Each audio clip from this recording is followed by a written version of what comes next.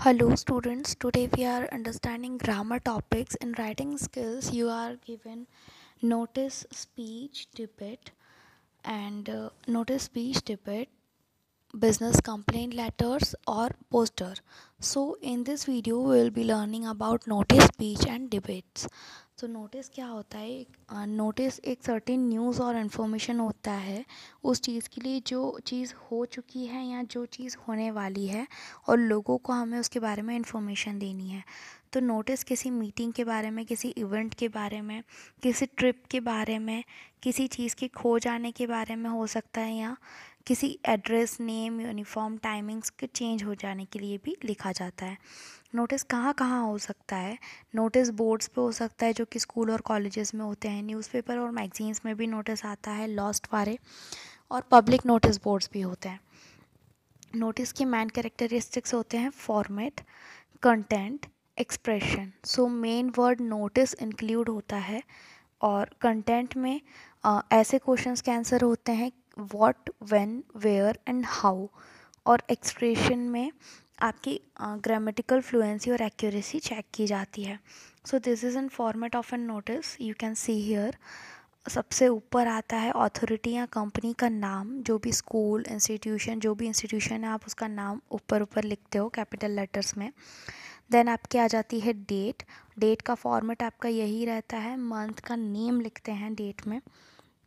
उसके बाद में आपको कैपिटल लेटर से लिखना है नोटिस, NOTICE, और उसके नीचे आपको सब्जेक्ट लिखना है जो कि कैची और बोल्ड होना चाहिए, बोल्ड लेटर्स में होना चाहिए किसके बारे में नोटिस है। और उसके बारे में आपको उसके बाद में आपको लिखना है बॉडी ऑफ द नोटिस।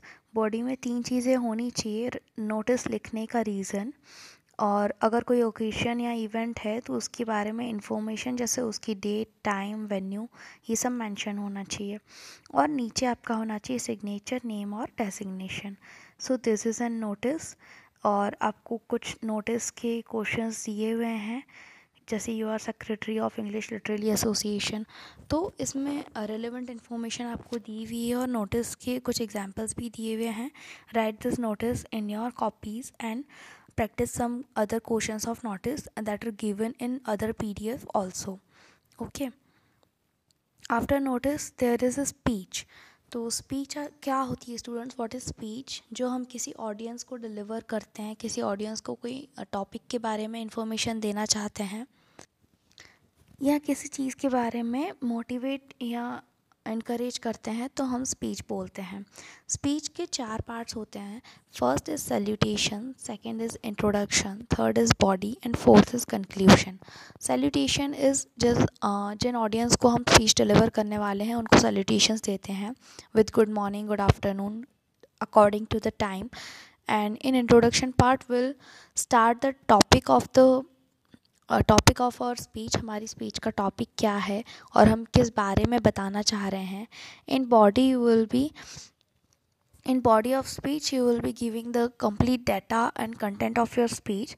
तो स्पीच स्टार्ट करने के लिए स्टूडेंट आपको बॉडी में, इंट्रोडक्शन के बाद में स्पीच को आपको इंटरैक्टिव बनाना है फॉर एन इफेक्टिव स्पीच। और इंटरैक्टिव बनाने के लिए कुछ क्वेश्चंस बताना या ऑडियंस के साथ में उनसे कुछ ऐसे क्वेश्चंस करना रिलेवेंट होता है ताकि स्पीच इंटरेस्टिंग लगे।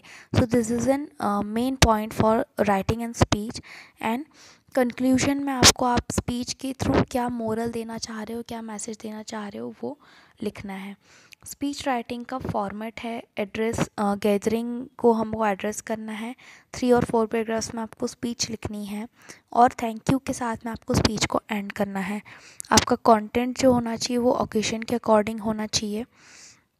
Here is a speech for an topic, how health is affected by lifestyle, and second topic is side effects of junk food. So these are the 2 speeches which you have to address, and these are the examples. Write these examples in your copy and practice this speech questions.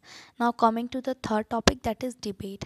Debate क्या होती है? Controversy, एक argument होता है जो 2 लोगों के बीच में होता है और यहाँ 2 टीम्स के बीच में होता है। तो डिबेट पे हमें कुछ पॉइंट्स रिमेंबर करने हैं। अगर हम किसी पॉइंट के किसी जो भी टॉपिक है उसके फेवर में हैं या अगेंस्ट में हैं, तो जिसमें भी हम हैं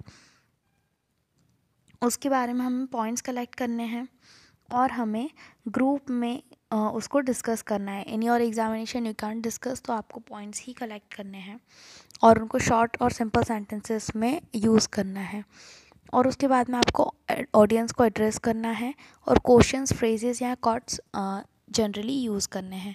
तो डिबेट का आपका फॉर्मेट हो जाता है, सबसे पहले आपको लिसनर्स को एड्रेस करना है, ओपनिंग लाइंस देनी है। ओपनिंग लाइंस में आपको ये बताना है कि आप इस टॉपिक के फेवर में बोलोगे या अगेंस्ट में बोलोगे। उसके बाद में आपकी बॉडी आती है जिसमें आप इंट्रोडक्शन दोगे और आपने जो पॉइंट्स कलेक्ट किए हैं फेवर में या फिर अगेंस्ट में, उन पॉइंट्स को short and concise and clear form में डिस्क्राइब करोगे। और कंक्लूजन में आप ये बताओगे कि फाइनली आपका डिसीजन क्या है, और क्लोजिंग में आपको थैंक यू क्लोजिंग देनी है।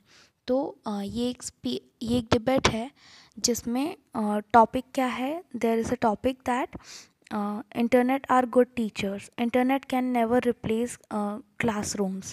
So this is the for the motion can never replace classroom, मतलब classroom important होते हैं उसके लिए, and against the motion that internet can never replace